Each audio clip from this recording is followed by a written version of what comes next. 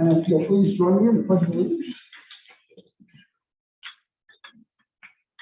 I pledge allegiance to the flag of the United States of America and to the republic for which it stands, one nation, under God, indivisible, with liberty and justice for all. Okay, taking a roll call, please. Counselor Dunsmere, Here. Counselor Gates, Here. Counselor Hughes. Here. Counselor Lickey, Here. Counselor Strobel, Here. Counselor Timbush, Here. Mayor Tinsley. Here, thank you very much. Okay, we are at the first citizen and community group comment. Now I have two in this. I'm not sure if you want to speak at the beginning or would you rather speak at the end? But, I would be fine going from the beginning, frankly. because, Great. you don't want all right, yeah, sure. Okay, so I have the first one up is William McKinney. You prefer the mask left on at the mic as well? What's that? You prefer the mask left on at the mic as well? Oh, yeah, that's my. Very good. You have 3 minutes. Thank you. Thank you for allowing me to speak. Council members, Mayor Greenpoint. 245 years ago, August 2nd, 1776, the people of the original 13 colonies of the Americas declared with these historic words, we hold these truths to be self-evident, that all men are created equal, that they are endowed by the Creator with certain unalienable rights, that among these rights are those life, liberty, and the pursuit of happiness. Government's job, first and foremost, beyond the shadow of any doubt, is to protect the rights of the people. If you take that oath to take these seats, whether it's as a city council person, whether you're in a congressional seat, senator seat, president of the United States, a governor of a state, your first duty to the people, your constituents, the ones that cast the votes, the ones that have trusted you with that charge, is to defend the rights. First and foremost, nothing else matters before that. I personally, on several occasions over the last couple of months, have been privileged to sit in through the Zoom meetings and watch this city council in action, listen to their concerns, and see just how exactly this particular city council operates. But there have been two council members in particular that I have found on several occasions have somewhat sullied the process with an attitude of utter contempt for the rights of the people. I have heard things come from these two council members that are completely unacceptable and completely unprofessional and have no place in a meeting such as this. I understand people's concern when it comes to things such as this COVID pandemic that we're dealing with and the fears that they have for themselves, for their loved ones, for their children. I get all of them. But it is not the duty of any council member here in this room to preach to their constituents in a way that shames them, in a way that would lead them to believe that they are anything less than the ones that you are working with. This action must stop, and it must stop here now. Those two council members are Katie Dunsmere, Jerry Tenbush. And I am asking those two respectfully here this evening to reconsider your stance when you address the public that has voted for you and has trusted with you with this job. Thank you for your time. Okay, next I have Wally. I wish to speak at the end of the meeting. Okay, great. I'll bring you into the meeting. Thank you, sir. Do I have any more people? We have a few on Zoom. Okay, great. So Heidi Prokop first. Okay.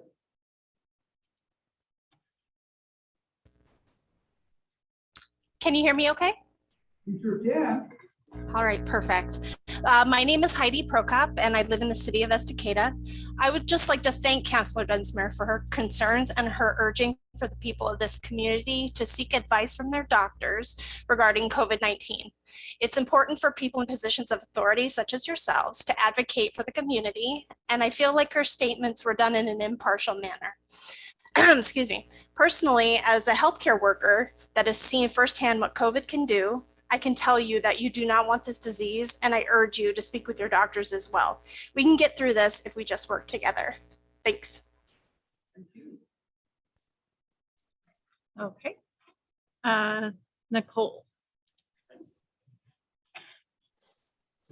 Hi, everybody. Hello. Can you hear me? Hi.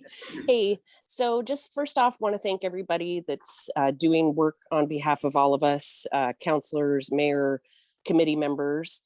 And I would also like to echo Heidi's statement that I really appreciate Katie Dunsmuir advising people to talk to their doctors, talk to their healthcare professionals if they have concerns about vaccines, COVID, masks, anything like that. And again, we can, if we all work together, we can get through this. It's no fun for anybody. I don't like wearing a mask as much as anybody else, but if it's going to keep people safe and show some respect for other members of the community who may be immunocompromised, and also for our retail workers in our town that have been on the front lines of this from day one, providing us with things that we need every day to get through our lives, they don't need to put up with any, unbecoming behavior. Let's just all be adults and treat each other with respect. And if you have questions about a vaccine, ask your doctor. Thank you, Katie, for speaking out about that. Really appreciate it. And Jerry also. Thanks, everybody. That's all I got. Kurt.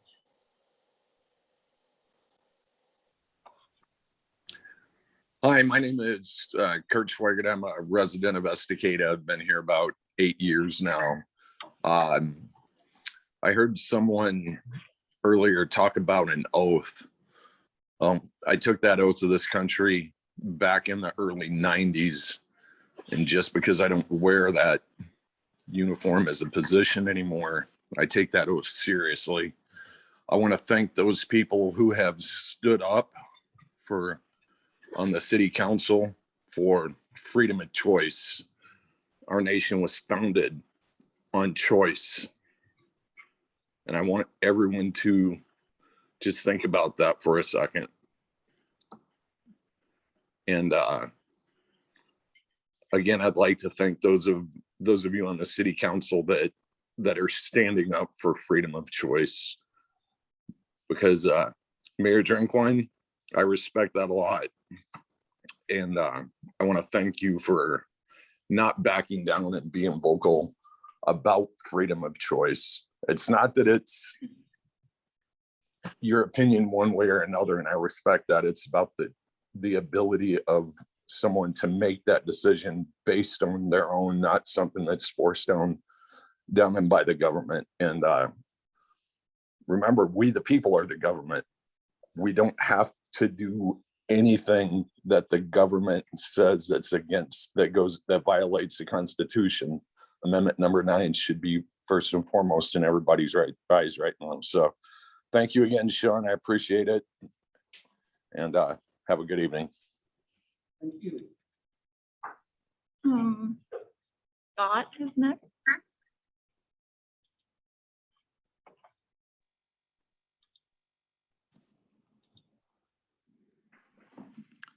Hi, Hi, Scott. resident of Estacada. I just wanted to thank everyone so much for switching to the hybrid format. I think, this is extraordinarily helpful for participation and being involved for those of us that work long hours and strange hours and are able to still participate. I think I want to thank Councilor Dunsmuir and Councilor Ten Bush for standing up, to kind of just prod folks a little bit. There's a lot of misinformation out there. There's a lot of confusion, fear, fear mongering. I think a lot of that, and just a lot of I think someone previously commented, life, liberty, and the pursuit of happiness. This is about life. That's why it was first. This is an issue that we're trying to come together for the health of our community. I'm really tired of, wannabe constitutional scholars telling us things that this is settled case law of over 100 years old. This is nothing new. The country's been through pandemics before. George Washington even required mandated vaccination. Just stop trying to find ways to import problems into our community. Stop going on social media and sharing posts from Chinese cults. The Falun Gong run Epic Times. That is not a reliable news source. Just try and work together, continue to care for each other, find ways that we can help each other within this community without trying to find more ways to hate each other over invented problems. So I just wanted to share that thought. Thank you everyone for this format. I really appreciate it. Scott, can you state your last name for the record, please? Yeah, Scott Strickland, Strickland. Thanks, Scott. Okay, that's all I have. Okay, great. Thank you everyone for that. Moving to the next on our agenda, we have the consent agenda. We've all had a chance to read over the minutes. Can I have a motion to accept? I move to approve the consent agenda. Okay, I have a first on the floor. Can I have a second? I second. First and second. All those in favor say aye. Aye. All those opposed? Okay, motion passes. We now move on to department and committee reports. And you all had a chance to read over the stats from the sheriff's office. And we know there's no last. Move on from there. Go ahead. This is a good time to bring up that we still have it on our agenda to speak about law enforcement and getting them that needs to be a top priority right now. We have a lot of higher and break-ins and car thefts and everything else. And we have law enforcement as a top item on our next meeting, please. I see like the very top one we've asked for before, and it just didn't went off the agenda. So it's on the record now. I'd like to see on the next agenda. Which it's on the agenda for you guys to discuss it? Yes, because we do have a contract is coming up in the near future to be negotiated in this, and we need an increase in law enforcement in our area. Even if we made a choice today to increase it, it's a year and a half before we see that with law enforcement. We can't keep putting it off because every time we do that, dollars further out, and even now, not 2 years from now, 3 years from now. And we would set it a year and a half. So I'd like to. Thank you. Anybody else? I think that's right. Katie, do you want to say something? Yeah, I'm so sorry, you guys. Today's our first hybrid Zoom and in-person meeting, and I had a really hard time understanding. I think Councilor Litke was the one speaking, and I had a really hard time understanding him. I just wanted to give that feedback. Mayor Drinkwine, I can usually understand you just fine, and I've been able to understand the city staff just fine too. I don't know if maybe Councilor Litke needs to speak into the microphone so us on Zoom can understand him too. I just wanted to give that feedback, and I'm so sorry that I missed what you said. I think he mentioned talking about law enforcement. Talking about adding some officers to our already done contract that we have with the sheriff's office, and maybe getting that on the books now because it takes about a year and a half to see officers coming into the area with the way everything's held and back a little bit and everything else. So is that something you agree with? I think it's something that we have discussed before. Are we any closer to that, Denise? Actually, Denise isn't here tonight, but I think she is working on that, but yeah, we can put that on for a discussion topic. Mayor. So we can have you discuss it with her. Are you able to hear me now, please? There you go. Yeah. All right. My request was to have at the top of our list for next meeting. That'll be on this one, and it's on the agenda. So I'm asking them to make sure it's on the next agenda. That's what my question was. Did that help at all?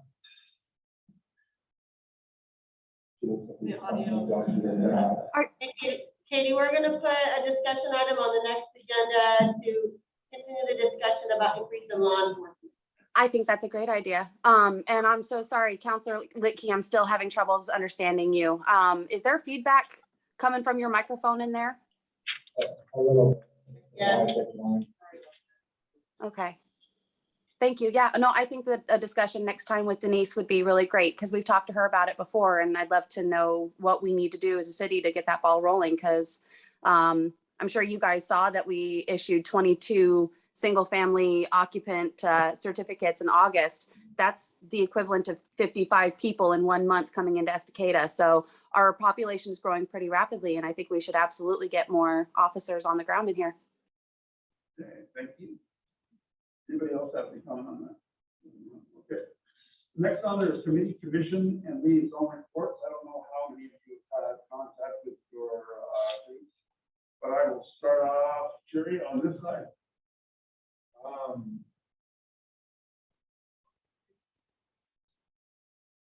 There's been the Arts Commission meeting, there's been a group working together to clean and get the fountain out here operating. Friends of the Fountain, run by Heidi Prokop and Nicole McNair, I believe. I might be wrong, but that's what she was leading it. I missed the Arts Commission retreat because I work on Saturdays and they had it on Saturday. And I missed the Parks and Rec meeting, so that's all. Oh, actually, one thing for Parks and Rec, and I think I mentioned it last time, but they have their trick or trot at Campanella Park on Saturday, October 30th. I think it's posted on the 3 o'clock. I think it's posted on the city website. It's on Facebook. It's going to be a fun event for all ages, but it's mostly for the kids. So. Oh. Okay, great. Justin. Yeah. So I got to meet with Matt. I have this coffee with Matt about the DEC. They've got some new people on there, and they're kind of reformatting it, coming up with their goals. We should be seeing something pretty soon. I don't know how much of this I can share yet, so I'm going to hold off on some of this for now. And I know that they want to bring it back to the table for us too. So pretty excited to see how much they're moving there, though. So, and the other committee I'm on still hasn't met yet, so we'll get there. All right. We have questions here. What's it ready for? Oh, I have nothing. Nothing. Okay. Go for it. First question to you, will you be sending out a to us in the email and at the public? Yeah. I can scan this. Cool. Thanks. I didn't meet with my committee this week, but Terry did remind me. I do want to say that the Ross is also having a school walk on the 31st, so the commission of I think 2 o'clock downtown area. Thank you. I met with the fire board via Zoom, and the fire board is doing general maintenance right now, paying bills, getting people on board. But they did talk about the area wildfires, school complex fire.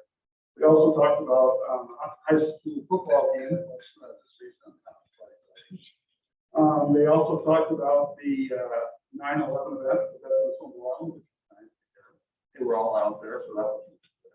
And other than that, they're still working on some details in the fire department to get full staff and everybody on board. So that's all they had. And saying that, that's all I had. That's what we do for that deal.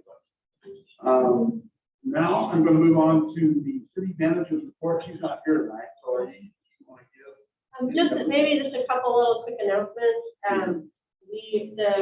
So the park project at Wakefield Park is moving forward. There has been nothing easy about it, but we have a great contractor, and Dave Piper is our liaison between the city and the contractor. He's been doing a great job, and I just wanted to let you know, it looks like October 4th, which should be next Monday, they'll be doing the full road closure where they take out the culvert and put in the new culvert and then repave that road right there by where the creek goes under Wade Street between the library and the park. So all the businesses are very easy to access because the construction's really right there at the creek.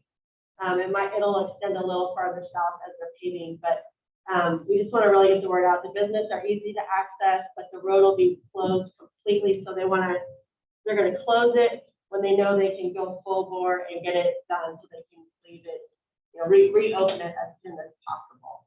So that is probably going to happen on October 4th, if not very shortly after.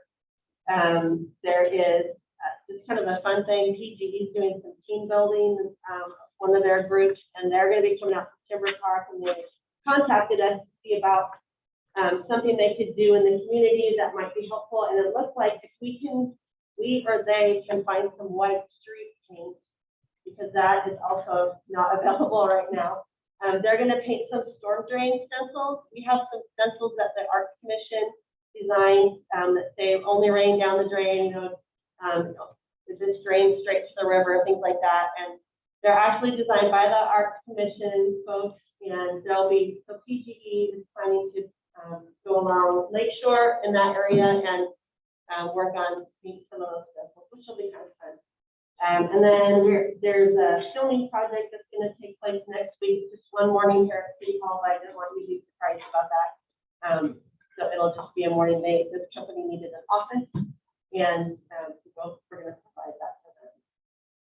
Other than that, everybody's working hard, and Ginseng got finished. That paving project on Ginseng was finished. So that's, yeah, good. And the water's running off in the right direction. So that's a good thing. Okay, so tell us on the filming here at City Hall, what's the movie and? It's a show. It's a show. I don't know much about it. And then as I was signing the location agreement, I read it said not supposed to talk about it. But all I really know is I think it's HBO, so it should be a good show. That's about all I know. Really. And they are going to make a donation to the park for the park project in order, as a thank you for them using the office. Part of that show, they're actually also got local families that they've actually moved off the property for like 2 months. Oh, really? Yeah, on the river. So. Wow. Well, they're going a lot more than the office. So. Yeah. And then the October 4th. 2 weeks is the goal. 2 weeks is how long it's going to be closed. Sorry, if you hear me now, This will get better. It will get better. 2 weeks is the goal. It could flow over a few days longer, but they're going to do it as quickly as possible. 2 weeks. So the week of October 4th, and then the week of October 11th. But it'll be a full closure because the road will be in the middle. Second question is, what's the completion date for the park? Completion date? It'll be sometime in the spring. The absolute deadline is in May, like, I don't remember the exact date, but middle of May, for substantial completion. And the plan is to wrap it up sooner than that, but you never know. So it's good to have a little gap time. We're still applying for grants to help fund the community building that's going to go there. So we're still working on some funding, but it's all moving forward, and in spite of the odds being against us, it's going well. Thank you. All right, we are now going to move on to council business. The first thing we have is the wastewater facility plan update. That may have seen you in forever. It's good to have you here. Good to be here. Take it away. As he mentioned, I'm Kurt McLeod, engineer. I don't get to come see you very often. I like to come up tonight for being on Zoom. I thought it might be easier if we could interact with what we're going to talk about. This past year, we completed the wastewater facility plan update for the city. DEQ approved that earlier this month. So we have subsequently published the final document. I brought a couple of copies for Stady and an email the document. So I think they can disperse the document to you folks if they have a copy to look through. We did have, I think, an earlier council meeting, I think each one of you looked at a draft. DEQ actually approved that draft with very minor comment. They only wanted us to look at one additional treatment process, which didn't impact the conclusion. So there was 2 paragraphs of it, edit, that addressed a kind of an offshoot of an SDR treatment process. So in a quick overview, I wanted to tell you that you're familiar with most of this, I'm sure, but in the short term, we're projecting that you need to spend about $17+ million in the next 5 years, and that's going to be for a new wastewater treatment plant, a wastewater treatment plant pump station, and we see the Eagle Creek pump station being something that's being pushed by development. So the development that is east of Eagle Creek and pushing out towards Deuce will mandate a new pump station on Eagle Creek. So we've included that in your total of the short term 1 to 5 year improvement. So your total is actually $17.8 million. In all these cost estimates, let me just say that we prepared these 6 months ago. And as you know, all of our costs are unusual right now. So it's hard to stay on top of it. I would fully expect in 2 years from now, our prices will be less. You know, they'll calm down. They'll know our supply chains will be restored, our labor efficiencies will be restored. So right now, it's hard to project costs. So when we do go out for funding, we probably need to keep that in mind and know that the costs are coming in high on a lot of projects. So the short term of $17.8 million, that includes those 3 projects. The longer term, we have another $3.5 million we project between 6 and 20 years projections. And that would include modifications to the Timber Park pump station that would remain in service. Just have minor modifications to be made. There's a brand new pump station that we're calling the Northwest Urban Growth Boundary Station that will be dependent upon when we develop further north beyond the current service area of the park campus pump station. So the One question before you go on now, is this all based upon the theory that we were going to go with the existing location and move it to the public works? That's that plan that we're talking about? Yes, it is. And I'll get to that. I'll talk about the alternatives, why we were recommending that option. But the dollar amounts are based on building the plant at the current public works shop site. We'll talk about that in a minute. And I know that's a question you'll have. We're talking about where we will ultimately abandon our campus pump station. As you recall, a few years ago, the urban growth boundary was extended further north. That area is lower than the park campus pump station can serve. So we're anticipating a new pump station will be far northwest corner of the urban growth boundary, and that would take the place of the park campus pump station, plus serve all the additional area added to the UGB. We anticipate you would have to upgrade the Lakeshore station from the additional development you will experience in this downtown core area.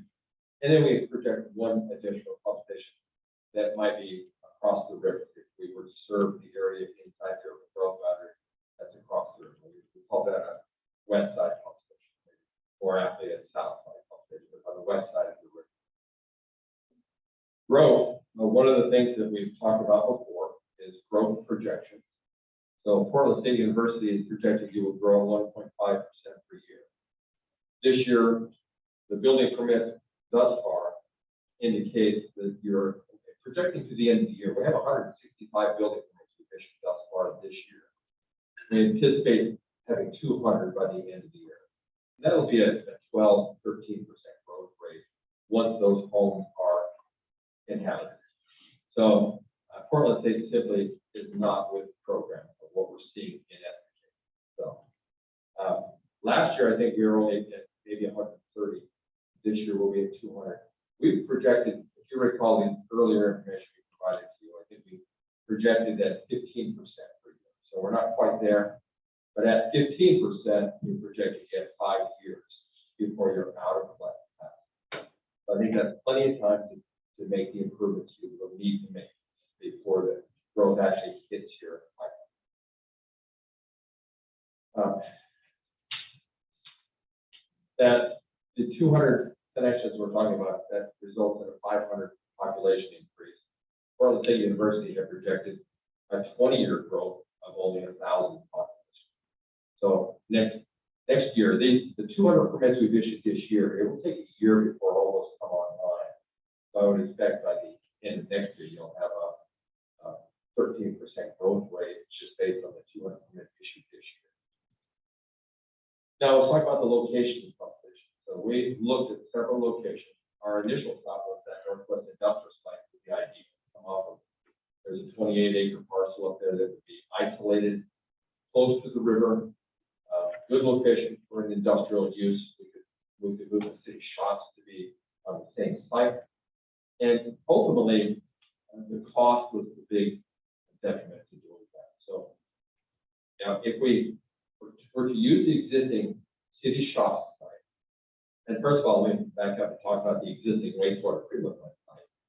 We early rejected the use of that site simply because we're very, very limited on space. There's very little room to expand the facility.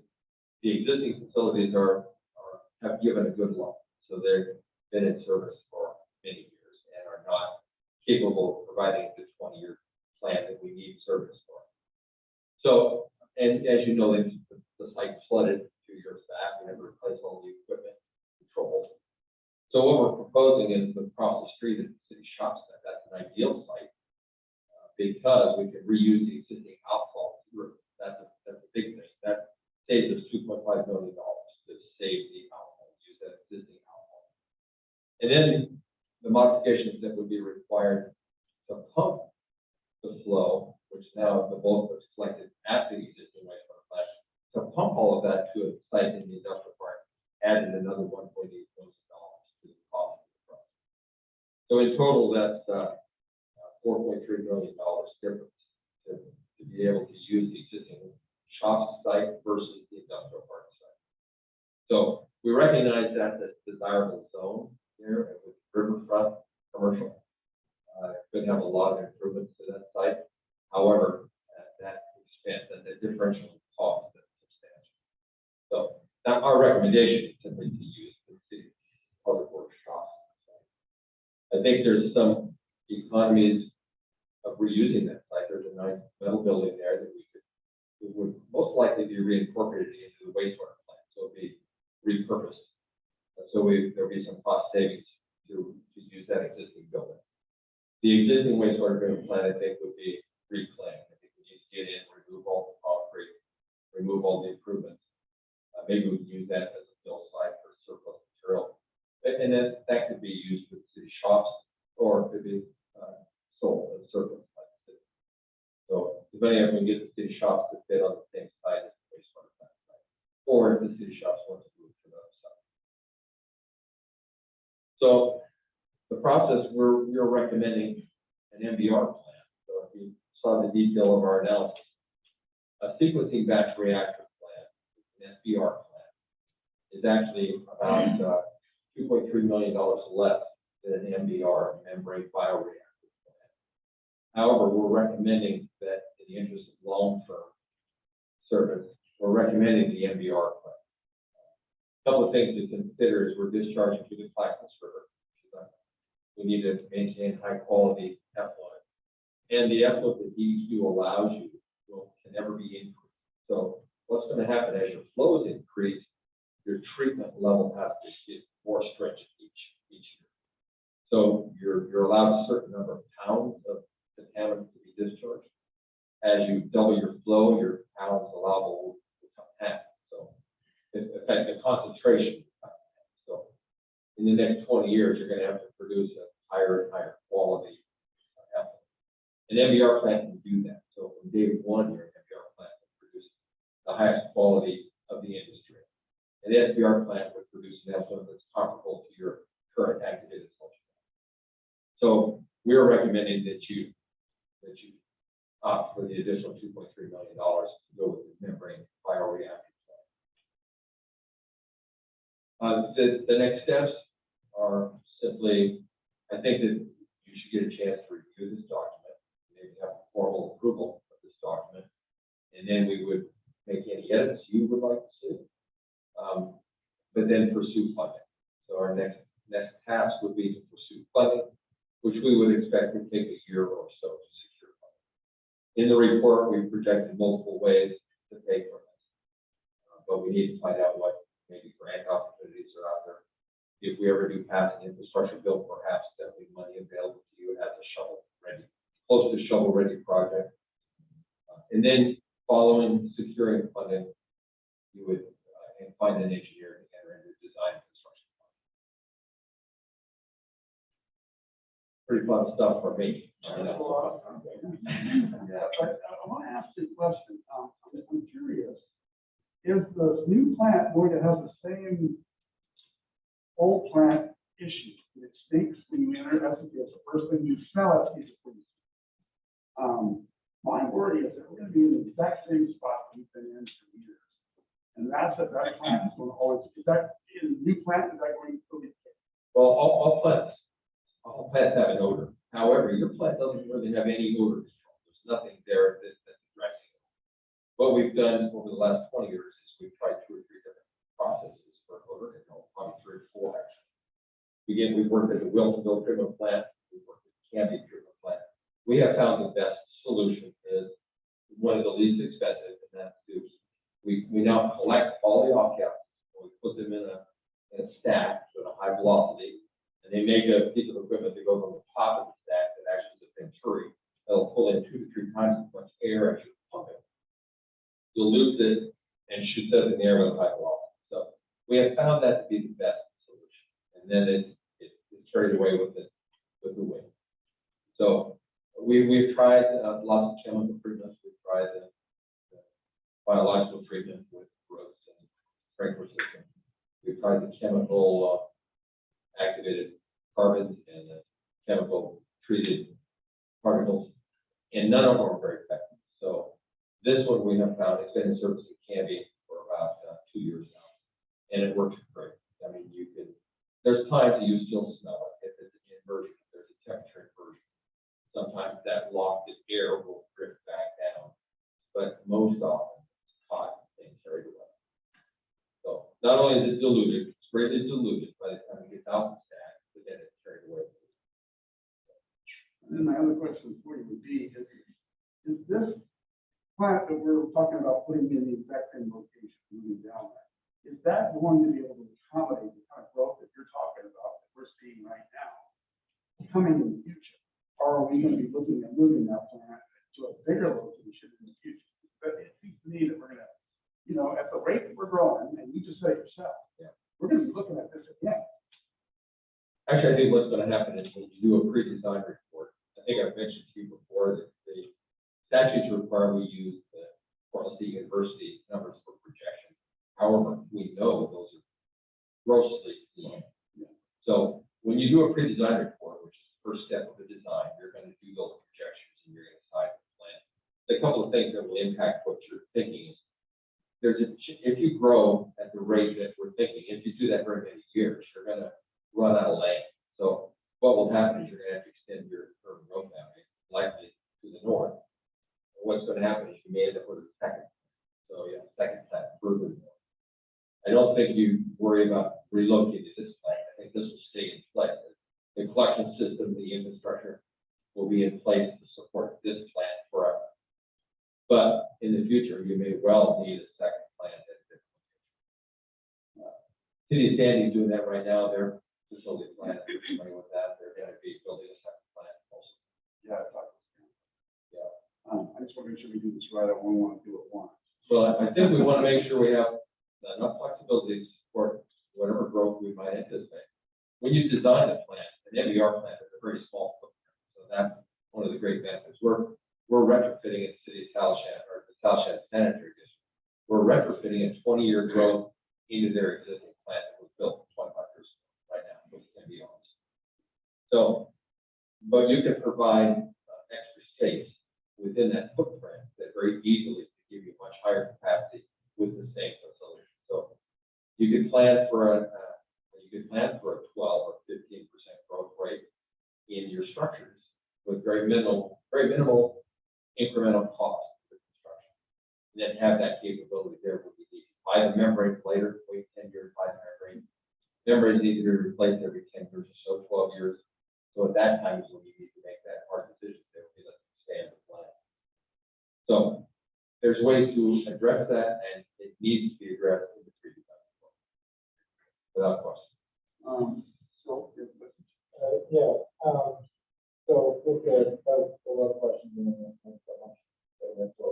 This is one of the big projects for my council that I want to focus on. Sorry to hear me out, Dave. So the first first of all, you said for 5 years that we were looking 5 years on that. What's our quality reduction rate going to be in the first 5 years of the growth rate we're seeing? How much of the quality going to drop on what's producing back in the river? Because I know it will drop. So. No, actually, the NPDES permit we have limits us the amount of pounds, and that's based on those design numbers. So I don't think that the concentration would degrade as we approach capacity. Well, I thought you were saying just a minute ago that as we increase double, that's going to reduce the amount that we can do. So therefore, at some point when we're increasing the amount of people, I only have so much capacity to process. And we're increasing above what we're projected. At some point, we may have what we're permitted to do, where you're saying at no point are we ever going to stretch beyond that, and that we will have no risk in the next 5 years. I'm doing this, I'm asking this question specifically so I can identify what a reality of time is. Now, not as a hopeful projection, but an actual hard case projection, so we understand what we can make decisions on and how we can move forward with this. Because if it's a hopeful projection for 5 years, but a hard line projection would be like 2 years, then that's going to make a difference between trying to look for grants or having to go for a bond. So that's why I'm asking these questions. So give me a hard line projection of what you think a reality state could be versus that hopeful projection. Can we really fit for 5 years and never go past that line? A couple of things to answer to your question. First of all, that the 5-year projection is at a 15% growth rate. So that's not an optimistic projection. That's a very conservative estimate to say that's what you might see. I can't imagine that's huge. So secondly, what we're talking about capacity and the quality of the outcome. Right now, you have a permit limit that allows a certain pounds of biological oxygen demand to be discharged to the river. That permit pounds is based on full use of 100% of your capacity. Right now, you're at about 53% of that 1.5 million gallons per day average wet weather flow. So you could essentially double your plant now, and only then would you reach the pound limit that DEQ allows you to meet your permit. So in essence, what's happening now is you're only discharging maybe half of the pounds you're allowed to discharge. So our concentration won't change. We will double the amount of pounds, but that will still be within the current permit. Is that accounting for peak flow changes? Yes, it is. Yes. We're allowed a monthly average, a weekly average, and a daily average. So there's variation. And that's another, so that's okay. Second thing is regarding the site location. I'm going to be quite out about it. I think it's a horrible idea. I think there's a lot of things that are going to affect it. While you're looking at an actual value of 4.2 million, you don't perceive value, but what you're doing people around it, such as putting new plant there, the perceived home value is going to build that. We have a park right there. We have the lake right there. We have you mentioned I mentioned when you first come in, there's a sewer plant right there in our city. So there's a lot of perceived value that can be damaged in there. We have an opportunity to move that plant to a location that's away from homes. It's in an industrial area that has lots of other smells. It's not the first thing you see when you come in there. So while I'm a big thrill person, I'll make sure it's done correctly. But I think that's something when we do it, that's perceived value that would be much better. Plus, if we have the expansion ability to expand that plant out, that may establish something bias at the plant down the road. So you can expand it out. In both locations, you can expand it out. However, we'll have more collection system impact if we keep it in the existing location. We'll be able to serve all your current urban growth out. But as you expand the urban growth out, we expect that to be further more. So yeah, it would be more of a challenge to bring more land into the urban growth area and bring it back to this existing plant. So for future growth, we're looking at the future site and potentially a cost saving of removing, if it fits, the city buildings there and also putting them in the same location, which also might make it more efficient for those who are looking. And then that would be land that we could use in the city. So there's a lot of perceived value and actual value in that we want to make sure. So then we take a look at this, we understand, well, yeah, on paper, it looks like it's 4.3 million, but there's a lot of extra value in there that we don't want to miss in the process of that. I just want to make that openly stated, so. Regardless of where we place the plant, I think we'll always have those issues, the same issues you're talking about. Residential home locations are always a concern. I think that existing shop site is really not close to any residential. We've got, it's an industrial area, we've got a park next door. So Lakeshore, I think, is the nearest residential. So, well, I think that if we can address odor control, that's a primary feature that we can add to make sure to minimize that concern. The site obstruction, this will be hidden now from the highway. You wouldn't see this plant from the highway. So this can look very nice. Denise and I have been looking at plants. We found a plant down in, what was that? Do you remember? I think it was in Oceanside, perhaps. It looks like a park. It looks like a fork, actually. So there's things we can do that, although it's going to be more isolated from the highway, there's still things we can do with fences to make it look attractive. So I recognize that, and as a council, you can decide if you would prefer to move it to the north. I think there's discussion in this book that talks about what it takes to do that. So Thank you very much. Any other questions, from out here? Yeah, I just had a quick question. You mentioned the current location, one of the negatives of just redoing that one was that area is flooded. But when we're looking right across the street where the building is, how are we not looking at a flooding potential just across the street too? the existing plant is in a bowl. The whole thing is low. So across the street, we don't have any flooding concern. It's drained to the lake. So that existing plant, if you look at it, the whole thing is depressed. So what we had failures with drainage systems. It wasn't that the whole area flooded, but our drainage systems got plugged with that snow and quick thaw. That broke a lot of branches, plugged a lot of catch basins, and then flooded all of our equipment. That situation would not occur across the street.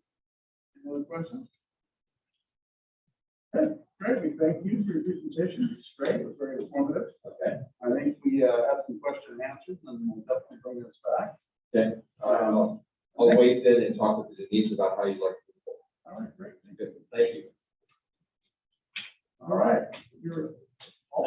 Just about the next steps, it was to review and approve the document. What do we need to do with the council then? At this point, we don't, I don't think, according to what I know, she said he was going to present and actually give us an idea of what the two choices were. The one being the existing spot and the other one being the one out in the industrial. And then we were going to come back to the decision. Okay. That's how we want to proceed. Yeah, I would recommend that you simply review the document, maybe summarize your questions and concerns, and maybe we can meet again to finalize that. I think if you want to formally adopt the document, we'll make whatever edits you think you would like, and then we'll formally adopt it, and that way we'll walk into the funding agencies with the plan. So it's an arm. Is that what That's right, you're yeah. saying? So we Yeah. need to decide Yeah. next meeting. Yeah, so we did on the agenda for the next meeting, so I'll pause and make a decision on that. Okay. Very good, thank you. Real quick, guys, we want to do that in a meeting, or do we want to have like a workshop? So we can't make a decision in the workshop. No, can we talk about it? Yeah. We can, if the time constraints. I feel like this is a big topic. It is very good. To be honest, it would probably make more sense to dedicate more time to it. I agree. I don't know if we can move with that. Yeah, we could look at that, right? Yeah, we could look at it like a 6 o'clock workshop next meeting, Okay. and then you guys can make a decision at that meeting. All right, then. Thank you for that clarification. Thank you. Thank you.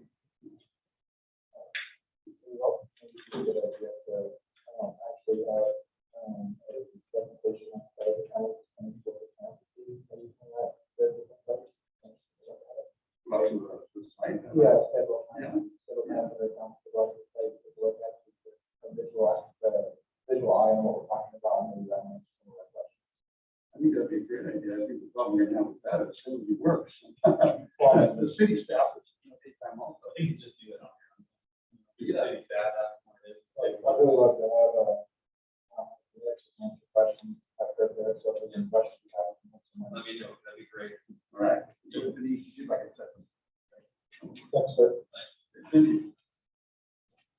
All right, the key manager recruitment firm selection. Now, I talked with Denise, she said that she had 2, I think, that you were looking at.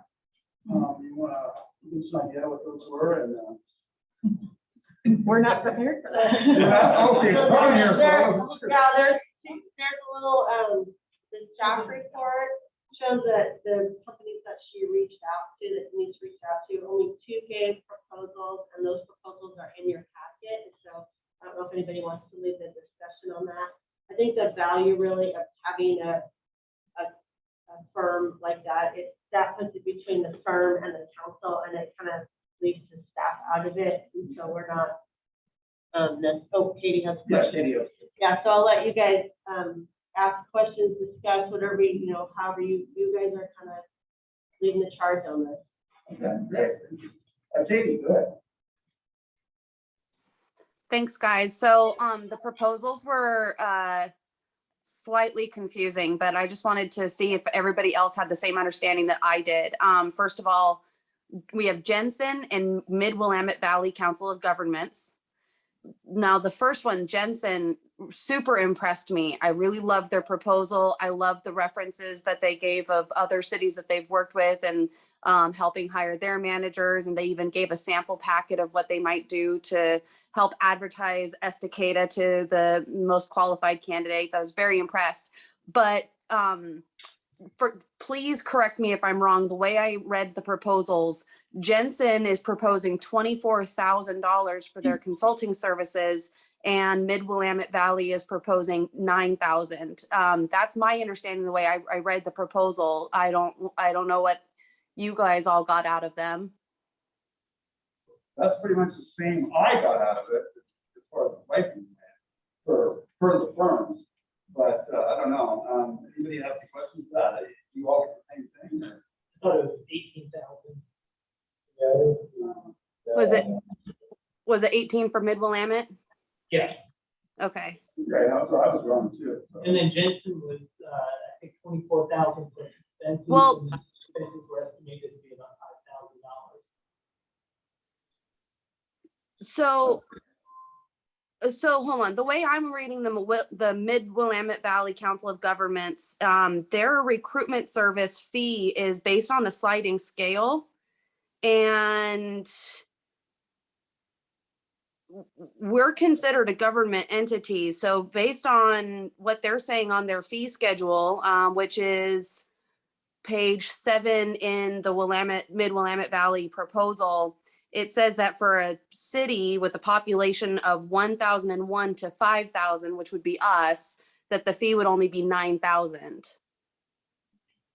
That's what I figured. I don't believe we're a member, however, is the difference. We're not a According member. to these, just so we know, there were a few more that hadn't gotten back yet. So this is not all that we have. Yeah, I definitely want to wait and see what else comes back. But that is, I was curious to remember there that.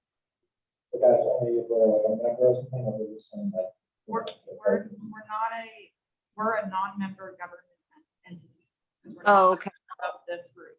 So that changes. Oh, okay. Okay. I read that wrong. Thank you for the correction. I had a hard time reading that and knowing that just by looking at the 2 proposals. So I appreciate you guys clarifying that. So now the 2 proposals are between 18,000 and 24,000. Yeah. And it seems like there's a big difference in the amount of services that we would be contracting with too, with Jensen providing that they would pretty much do everything. It looked like they would work out with us, keep us in the loop, make sure that they're in tune with what we're looking for. Whereas the Mid-Willamette, as I understand it, they would guide us through what we need to do in order for us to take the action to do the recruiting. So it would be a lot more hands-on with city council and staff as well too. They would provide structure that we would follow. And some consulting along the way versus Jensen that would do the full recruiting for us. Yeah, I definitely want to be lot more involved in that, so doing for us. With us, involved with us. Okay.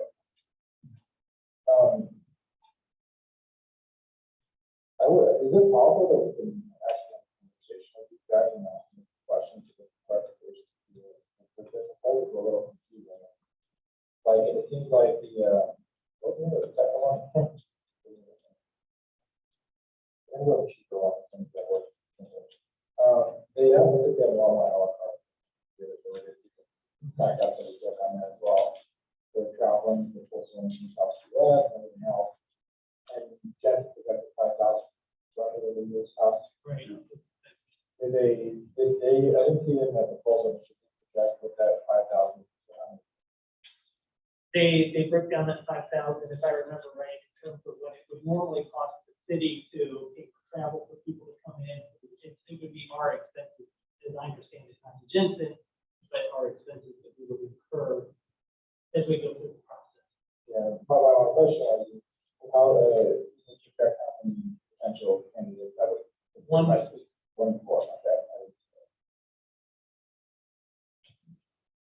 And I like your idea, Councilor Licky, about getting things that are represented in, because they are two totally different recommendations. And I agree with that. Is there a way, that we can get somebody to represent that company to actually come down and kind of give us a layout of how this all plays out, what we're looking at, questions to be asked by us? With this meeting, add on here, add on there, rather than just making a, free fall thought here. I do not know. I would guess that they could. I mean, if we could ask them if they would, or at least get on the Zoom call with you at your next meeting. That would be good. That would be good. So would you like somebody from each Each one of the organization? two that put in so far. Yeah, and then we could do schedule a time for one at a time to be on the call. Yeah. Katie, you have something else? Honestly, I wanted to throw out that essentially you get what you pay for. And I think that when we're hiring a city manager, we should be working with a company that's going to bring us the best candidates. And just by looking at these two proposals and understanding that there's really only about a $6,000 difference, which I know to some people sounds really big, but when you're talking about hiring the next city manager to, to help your city execute its vision for the next however many years they're going to be working here, I really think that it might be worth spending the money on a company that's done a better job of essentially advertising themselves. I'm really impressed by Jensen, to be honest with you, and I would like to make a motion essentially to hire them. I don't even really need to talk with representatives from the companies. This was their opportunity to prove themselves to us, was by submitting the proposals, and Jensen knocked my socks off. I feel like we get some feedback from the companies, but at the same time, you made the motion. Do I have a second for the motion that keeps proposing? I'll second it. And the first and second, all those in favor say aye. Aye. Okay, can I take a roll call vote? Sure. Yeah, do that. Counselor Dunn, Yes. Counselor Gates, Yes. Counselor Hughes? No. Counselor Licky, No. Counselor Strobel, Yes. Counselor Jimbush, Yes. Mayor Drake. No. So it passes with 4 yes. Okay. The last time that we went with get what you paid for, more money, higher cost company, we paid out housing, and so then their initial report come back extremely disappointing so far, and we called it out in the council meeting. So I think the get what you paid for and don't take the time to research it is a formal move and a bad representation of the people that we represent. So, thanks. Any other things on that? I do agree that you do get what you pay for, and I have no problem with, spending, $6,000 if we search for the next city manager. However, I would like to hear individually from these other companies, and we do have other companies out there who haven't, presented their proposals, and those may come through the week, I don't know. So I would hesitate to say that they would, because Denise had really pushed to get more, and she just had not. So if you have somebody, if you have somebody that you could call on, maybe that would be an option. And the companies did respond. They said they're too busy right now. They don't have time. A couple of them did. We got response. I'd still like to hear, I want to just hear the proposal first, but it's already happened. So with that, I guess you could fire them after, if you really don't like them, afterwards, but I think they'll probably be at your next meeting to walk you through what's gonna happen. At least enough, meeting coming up, yeah. So maybe not the next one, but soon. All right, thank you. All right, moving right along, we have the second consideration for ordinance 2021-006, an ordinance amending chapters 8.12, nuisances affecting public safety of the Estacada Municipal Code. So we've all talked about this. This is what the third reading. Okay. So can I have a motion on the floor?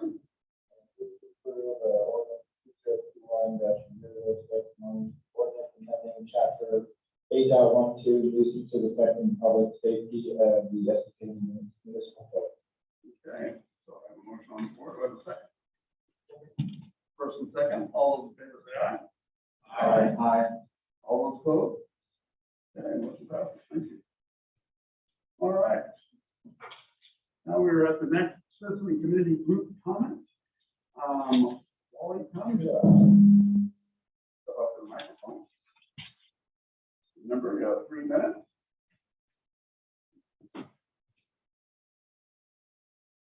Good evening, everyone.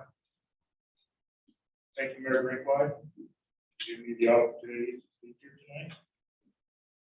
It's my first time appearing here at the City Council. For those that don't know me, my name is Wally Honda. I'd like to thank Mayor Greenwald and council members for giving me the opportunity to speak today. I've been supporting this community for over 50 years. And actually moved in the area approximately 17 years ago. I decided to come and speak today because of issues that challenge us in our community and felt that it was time that I personally address them. I'm very concerned about the direction that some of our council members have chosen to take and force upon us through this troubled times because of their personal agenda. Specifically, Council Dunsmuir, by the way, can you hear me, Katie? Thank you. Disappointed that she's not present tonight, but it is what it is. Council Kinbush, it seems that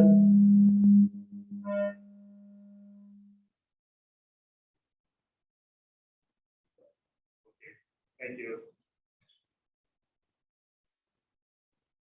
Ask one. Anyway.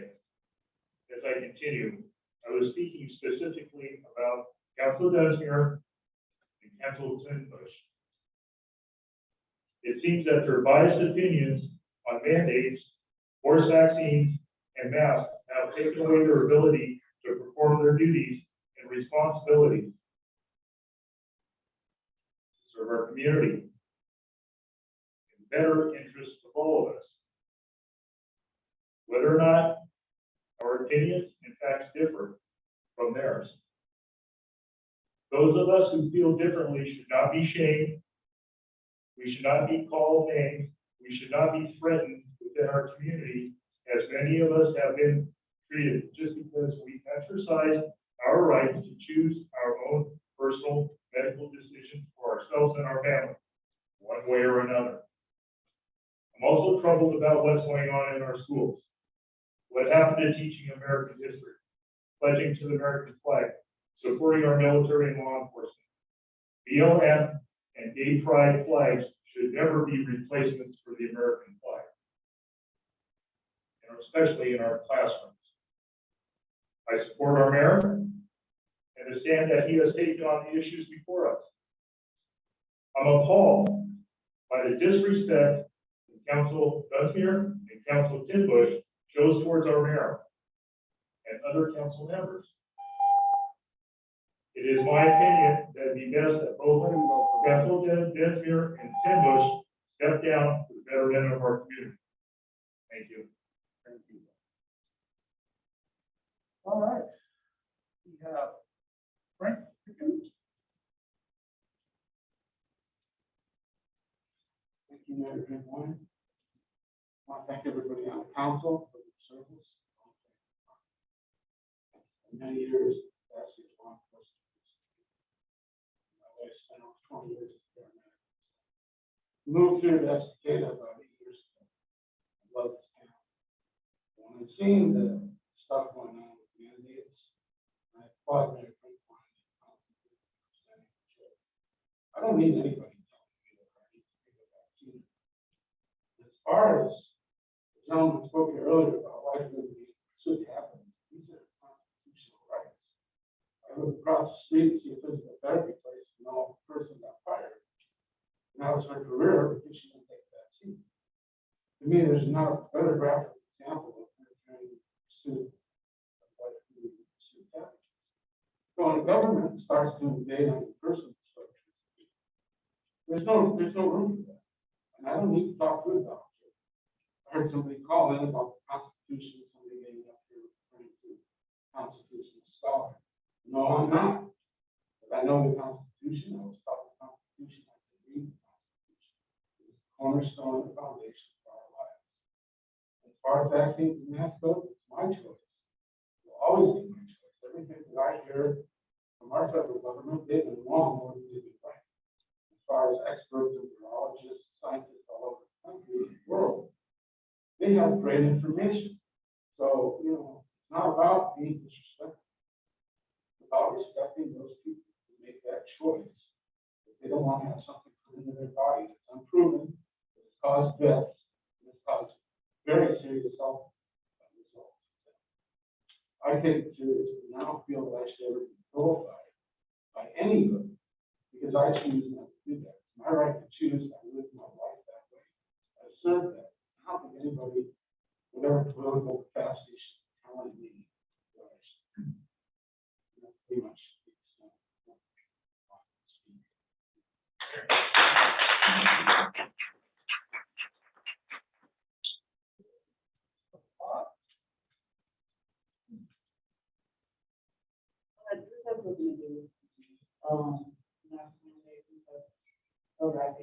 This actually really bothers me. About like our ECW group, we've been getting negative backlash. We've been getting people criticize about how we are doing things. Regardless of what we do, we're doing this as a community, not for anybody else to put us down, to tear us down, to tell us that we are just bad people. We're not like, we're just like, we like discriminate other people. And not only that, like, we are like, we only pick and choose who we do it for. We do this for everybody. And it's a volunteer job, not a, requiring like getting paid or like whatever, like money or something. We do this for the community.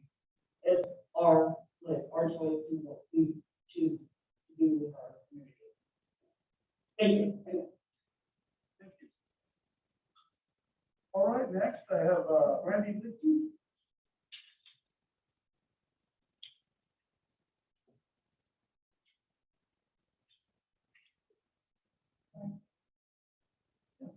Hi, a couple things.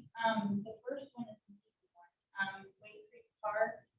There was a lady that's been reaching out to me. She's really knowledgeable about domestic ducks. I'm sure you've heard about all this going on. Could I connect you with her so that you can help them figure this out? Because I guess the elderly people in the Whispering Pines are really concerned about it. There's a lot of people concerned about these ducks. And I guess she knows like 3 or 4 different businesses that this is what they do, that we want to come in and help our ducks. So maybe the communication could happen and that would be simple and taken care of. Yeah, sure. Feel free to let her give me a call. I've talked to somebody, it might be the same person, but I'd be happy to talk to them. Okay, that would be great. Also, the next thing is what I'm watching from those that want a choice versus those that don't think there's a choice, or that we should have it. I think the bottom line is to be respectful and to let people be who they are. I don't think it's anybody's job up here to tell us what to do, especially when it's condescending to the point where we feel like we're being told we're stupid if we don't choose. I have a health issue where I cannot take the vaccine, I would die. And I've been told by certain members on the council that I'm selfish. And I think that's really, really unprofessional. Also, I have a family friend who would be up here if he could, but too emotional for him. His wife received the vaccine under duress because she was going to lose her career. And now she is going through some medical complications, including very, very dangerous things like a enlarged spleen and really scary medical complications that she would have never been through without this vaccine. There's another side to it. You know, you say we do this for the health of the community, but what about those that are going through that? Because I see that as a major problem. And I think there needs to be a lot more respect from certain members on this council with that kind of problem. Thank you.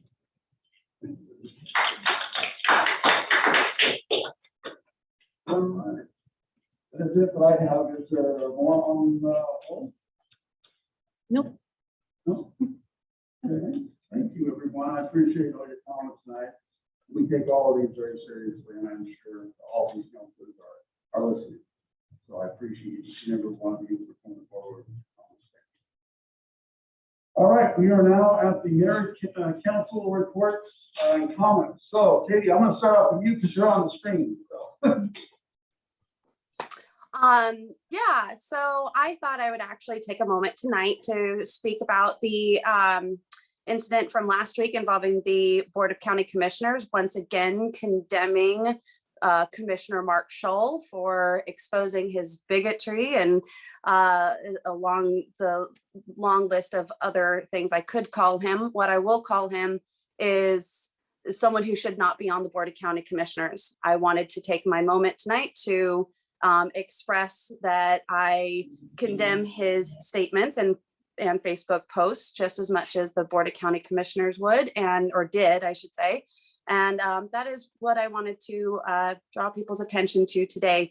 And I wanted to, again, support the recall efforts of Mark Scholl and once again, request his resignation. So that is all I wanted to speak on tonight. And thank you, city staff. And thank you, Kurt, for your presentation on the wastewater facility treatment. I look forward to our workshop to discuss it further in detail. Yeah, I just want to thank everybody for coming in and saying what you guys have to say. It's nice to hear from everybody in town. I like hearing from all sides and listening to everybody. So I appreciate everyone who's come in person and also on Zoom. Other than that, I don't really have anything else. Thank you, everyone else. Sure. Yeah, thanks everybody for coming out tonight. And I appreciate those who were able to meet us on Zoom.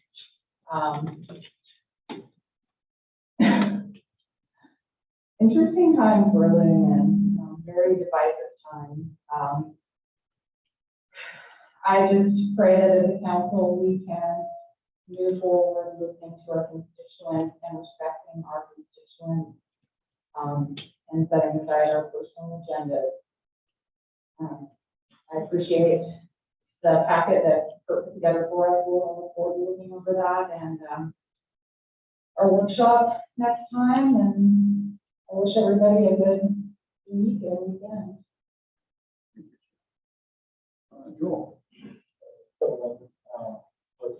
I'm sorry that we have an issue with your wife, but I'm going to say that from a council position that I know that any mandate to push that or pressure on that is absolutely unacceptable. Hard to go out to you. Also, so one of the big things that people are constantly asking for is from government numbers, and we've asked them from the governor, and she's providing over and over and over again. We asked them, can you give us something? And so tonight I want to read some numbers that are from a government source, CDC and WHO. So I just want to read these numbers that are officially given out from a government source, and I'm saying this from the government position. So this right here is the death rate for total COVID US deaths in the United States. $557,125. Most of those involve ultimate competition. Age group 0 to 4 years, 183 voluntary death. That's 0.032%. Ages 5 to 11, 119, and that's 0.0213%. Ages 12 to 15 years old, 152. That's 0.02. That's basically 1.8%. And there's a bunch more people numbers than the initial one, 0.027%. The ages 15, 17, 125, which is 0.022. The ages 18 to 29 years old is 3,440, which is 0.661%. And ages 30 to 39, 8,068, which is 1.44%. Ages 40 to 49 is 18,988, which is 3.4%. The years 50 to 64, which is 18,988, which is 3.4%. That's the way it is. So, these are CDC, you can check them yourself. Ages 65 to 74, which is 120,890, which is 21.6%. 75 to 84, which is 149,616 people, and that's 29.74%. 85 and over, 165,722, which is 99.98%. I'm sorry, 29.74%. I think I crossed the number there because the calculation of the percentage itself. So that's the numbers of that broken down. Now that is for the US. I'm going to read the ones for the worldwide. So, like I said, the Amazon being shared is spoken about. So I won't put them out there so you know that. And this is coming from the WHO numbers. Cases worldwide, 213,041,897. Of those cases, 4,768,127 deaths. 203,720,182 recovered. The death rate is 2.04% worldwide. Recovery rate is currently at 27.41%. Active case rate is 12.58%. Survival rate is worldwide at 97.95%. The survival rate for the United States currently is 99.987 to 5600.8%. So just about 1.3% death rate. So with those numbers in mind, now I'm going to say what I want to say about this. That's the actual data right there. Check it out yourself, you guys. The numbers right there show that the smallest, most least at-risk population in our country, in our state, our city, is our kids. Forced masking does not make sense. Forced vaccines don't make sense. The numbers don't add up. You're asking the governor to put them out, she refuses to put them out, so that's not nice. That's what the CDC. That's whatever you want to talk about. I don't really like the numbers, I don't trust them, but that's what we also want to talk about. So, does it make sense? I'm doing it officially. Does not make sense. So, and that's my personal position. I'm not speaking for anyone else in the council. I'm not speaking for the city of Estacada. I'm speaking for myself. The only numbers that I read are official CDC numbers. So that's all I said. Good. Thank you, staff. Amazing job as always. Thanks everybody for coming. Thank you guys for speaking up. I listened, taking everything to heart. I'm not going to talk about COVID. This community lost an amazing number. Lived in this community for 50 plus years. Sunday she passed away with cancer. Donna Fullerton,